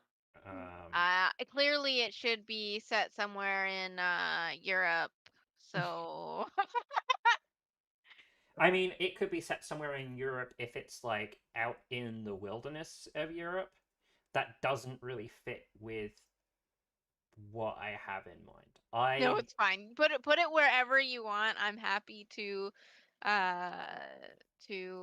follow your guidance. I would prefer. I was just making a jest, so being like, oh yeah, Nifty should be doing lots of accents because we're in Europe.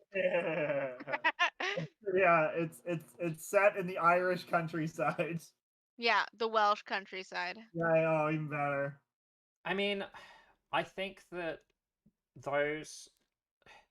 I think those histories have more interesting horror stuff to pull on because it's less tropey to us. So I'm not opposed to doing that. I'm not going to do characters with accents. How dare you? I'm not. What's the point even? The point's the thing I just said, which is that you can pull on the horror of those locations. I disagree. And not to make Nifty do a goofy accent because it's funny. Goofy accents. No, I learned from Austin Walker to not try and do accents. I'm trying to pick up on this thing that when you're trying to create a character voice, instead you should use cadence and intonation to indicate a character voice rather than an accent. Why are there only 6 potential countries of origin? I don't know. Okay. Because they're racist. Yeah, that makes sense. It looks like it's all the biggest land masses, right? You can't even be from Europe. Is In this what? I can't be from Europe?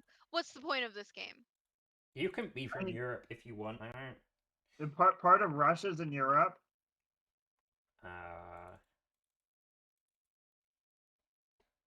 But you know, you can do what you want. I'm not gonna. Oh man. Oh god, 2 jobs? Oh no.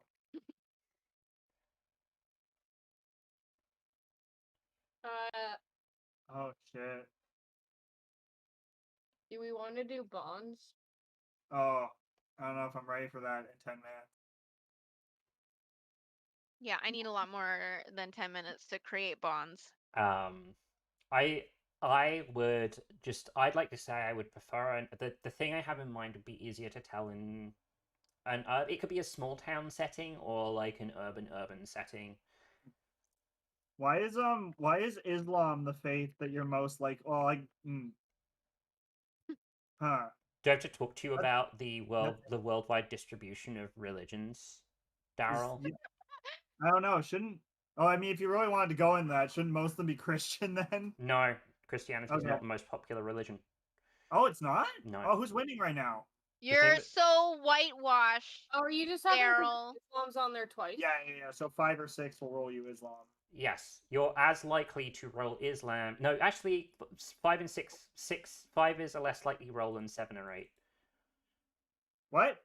Oh, okay, Right, okay, seven yeah. seven is the statistically most likely thing to roll on 2d6s. Okay. I'm not going to pull my percentage table up right now. Oh yeah, I guess you can roll atheist or agnostic as well. Okay, Yes. yeah, that's good. Interesting. Yes, I assume that this is distributed by actual popularity, or not popularity, but like African traditional, is that actually one of the winning religions right now? go ask Sage the Torah. Yeah, let's this seems unlikely. Or I oh, think there's only a the question. Yeah. the important thing to take away from these questions is that these aspects of yourself are not really under your control, right? Right. Like if you were just a regular person, you would just be one of these things. You don't have a say in it. You're not making a cool character. You're just a dude.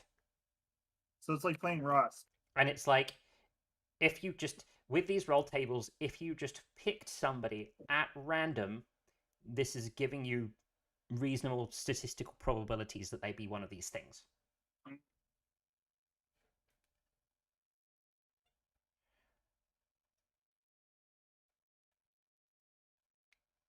So what you actually do here is just fine. If you don't even want to talk about your parents' faith, that is also fine. I don't think it's going to be particularly relevant to Yeah. the play. I think that the job is going to be useful, but you don't need to decide that now if you don't want to. Yeah. What I do want to key in on again is potentially how you guys are interested in like knowing each other. I know that there's an actual table for bond. I guess even if I knew where one player was at, it would help a lot of like what their job was or where they lived or what their circumstances I rolled were. I rolled my character so far. Okay. I got multiple pronouns, so I made them a demigirl. Their parents were atheists. They are an Indonesian and they are a barista. Okay. That's quite a combo. Yeah. I just don't have Okay. any bonds. I dig that, but that means that of the bonds, one of the other players has to be either a biological family, found family, or a co-worker to a barista. Yeah. So I already got something cooking up based on that. Cool. Hashtag barista gang. My name is Sal. I haven't actually thought of a name yet, so. I should do a thing real quick. I know we talked about this last time, and I don't think it might be in the written down in the Discord. Do we have any lines and veils that we want to do for this game because of it being specifically a horror game? I think I already told you what I'm not comfortable with, which was just like super detailed gore stuff. Like, you know how Daryl was like describing his pasta monster being boiled alive? Like, that's fine because it's a pasta monster, but maybe don't go super detailed if you're boiling a human alive.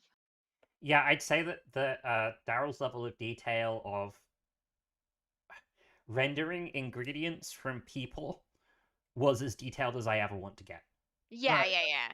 So like if for like as an example, if a person gets boiled, maybe don't like mention how their skin is reacting to the extreme heat and water, but like you can say they're screaming as the like you know what's going on kind of thing. Like you can do like basics, but not like don't get super detailed.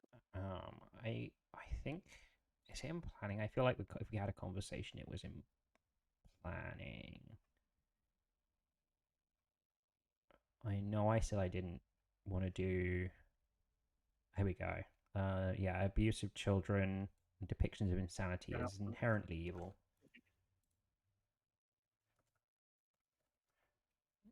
And then, yeah, depictions. Veils for me are depictions of suicide, self harm, and abuse of minority groups.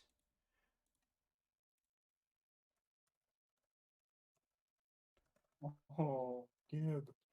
Did I feel like either Daryl or SD had something here, but maybe I'm.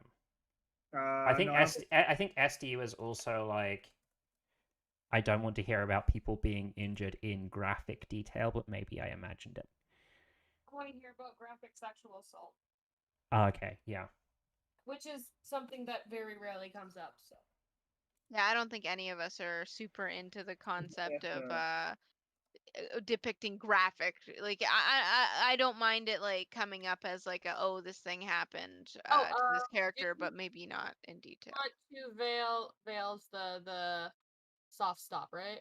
Fade to Yes, black, fade to black. Yeah, essentially. okay, so yeah, car accidents, please. Okay.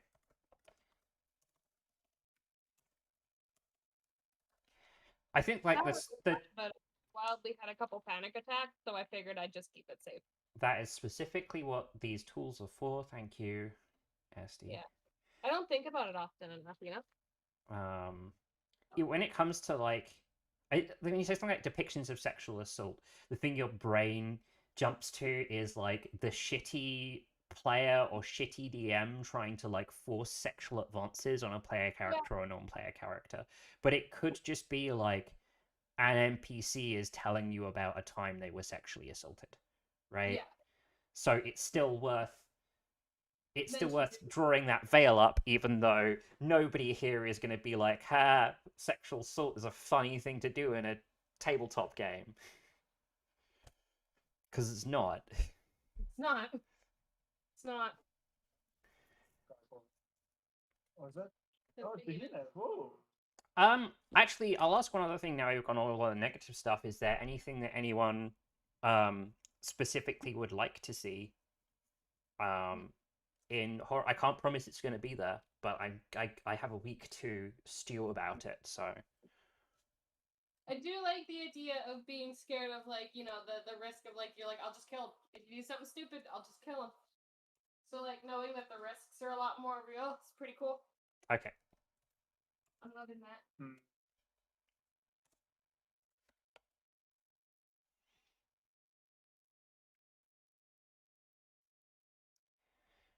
Okay. If that's it, I'm gonna call it. Guys, I learned something What? on these whole like series of asking you guys questions. Apparently, when you ask for Q&A, you're supposed to wait 7 seconds before you decide there are no more questions. 7. Oh. Yes. That's Shut up! Shut up, interesting. Daryl! Yeah, Daryl. Don't think we didn't notice. We just didn't think it was worth talking about. Yeah, no, that's kind of funny, isn't it? Interesting. It's Oh, I Just repeated ignore the him. it's WhatsApp. it's Well, a it's a number. If you count from one, you'll just get there eventually. There's nothing I important assume about it. that you like actually looked up souffle instructions, so you were like making sure that you made note it was 7 minutes. No. I just wanted to use an arc number for the sake of having an arc. Get reading souffle. No. In my head, it's not even a mystical thing. It's just Tortellonius really likes the number 7, and he's like adapted all these recipes to use 7s in, just because they think the number's really important. I guess last thing before we sign off tonight, did everyone have fun playing 10 million HP Planet? Yeah. Even if I'm really bad at improv, but I do really like improv. I think that like some of the tools in 10 million HP Planet didn't help enough with doing improv. Yes. I Especially Ghosts of the Past. I think that pretty easily be the worst part for me overall. Oh yeah, it is what it is. Anyway, thanks for hanging out and watching us to talk about blowing up a planet, and then me planning to horrify all our players next week. Come back next week for our game. I'm gonna start our game of Catch the Devil. I hope. Do I have to do anything on Zencast? Probably. I should probably go onto Zencast and just stop the recording. Which I will do. Like and subscribe. Follow us on the things: the Twitter, Instagram, Facebook. Wait, we don't have a Facebook. Do the things. Come back next week so we can be spooky. Thanks, Eve. That was cute. You're cute.